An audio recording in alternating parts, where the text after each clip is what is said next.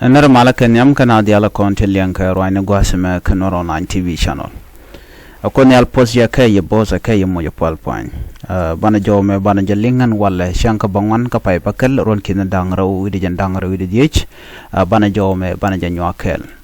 A can conor a largamandana banalinguasame, major amajidit, Canor online TV channel Gorjan Ujen, deri channel, deri chonga kel, there is support, Kader Nyokan coquin. Lamne sharu la tabu guasamo ka korka mishi rachi jalinki chelar jaling ko bukon ler tungan bukon kalat. Guasame ke nyaman banaraitin banaracha ka kui Angelina Teny. Angelina Teny tana jangajan ujan chaja yen. Re doare. Monku kono gor guasmen o banaling. Honorable Angelina Teny yende. She jidit. Yene sha yena pan ka shanga badda ka pay bakel ron kina dangraw wi jandangraw wi de diech ka jawrana shalat ngai kon diala no Honorable Angelina Teny, Minister of Interior, jan cha kwaka ala kwakten kon te ka je cha ka kwakten cha kap re doare anono ke telephone ni laptop ni ke modem nitin konti la internet kula jika ka ki mala internet kula access ka kene kone ya kap dora no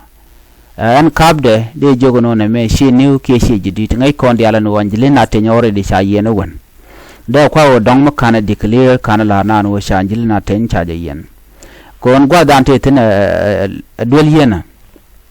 dakrin ma cha yen ka jan gwa da dan te tin ba mijak ko jen chaje yen ba cha yen kan doctor machar kel ba te mate ga na te teloid yen ko sha doctor machar chaje gwale sha ku yen kan nangra kan shegde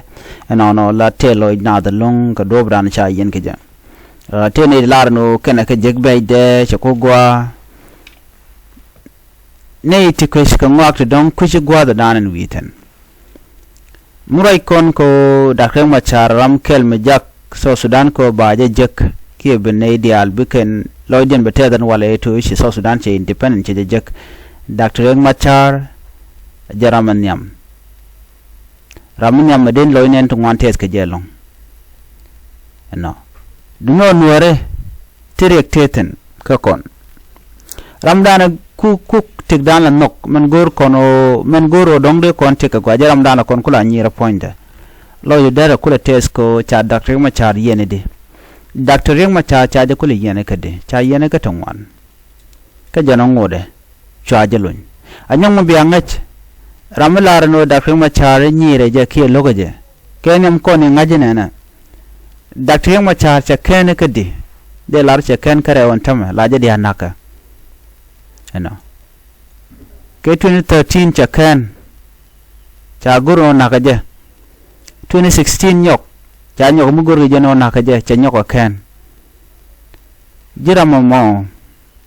mi jin doctor ki jin PhD holder ki jin professor ki che to mi to ke jamo alo bumi long re dwan ware let ku ken ten kona ba ngai ke jo lene chugino jine che to ke gwalo mo che chobe don de you nok kon ware kon kari kon halong ran je to ke master degree bu kon yu lyak ne je che ko gwa angu ngai jamo nothing door chaje wujo gor chunga e kwai che gware te ka PhD che tok che wonen yala bayo laro ngare e che ko gwanta ma there's nothing changing ka rammo mi jan tar mi ran nge jene wal jan ta dan bulun jogo jobbo chi title le ran bu jaka mi didan chi jan ngai konte kone chala de Dr. Machar kan shigde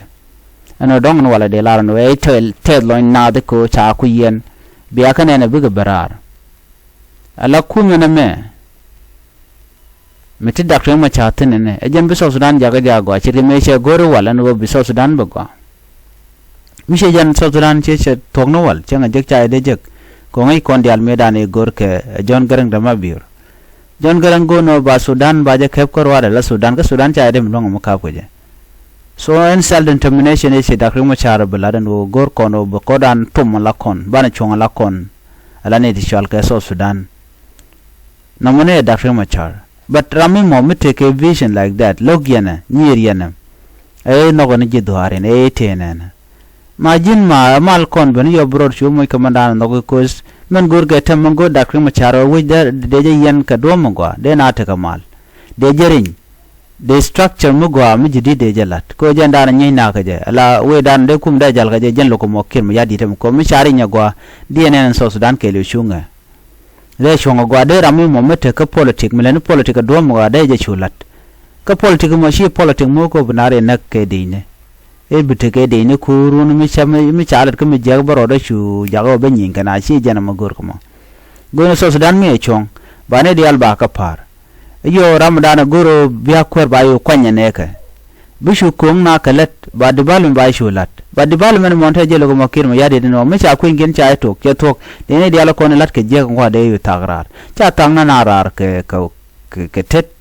e system ku jire jako kata dana dong shi no ko jen go binaw ke process ngor ge jen de mal dare ben ke de wuje je le de ka je no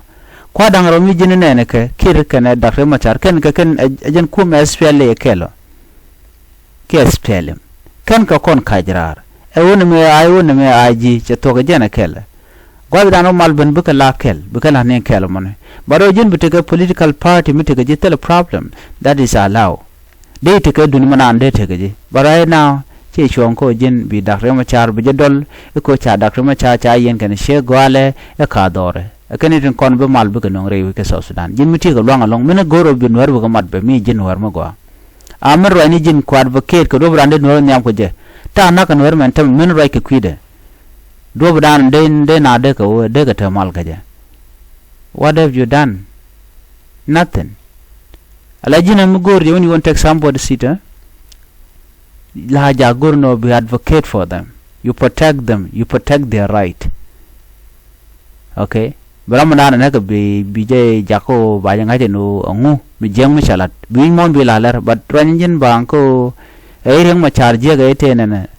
tele je point ka tele je do mo gwa mo dong de lat so da krem ma char ngu da kwaran kondial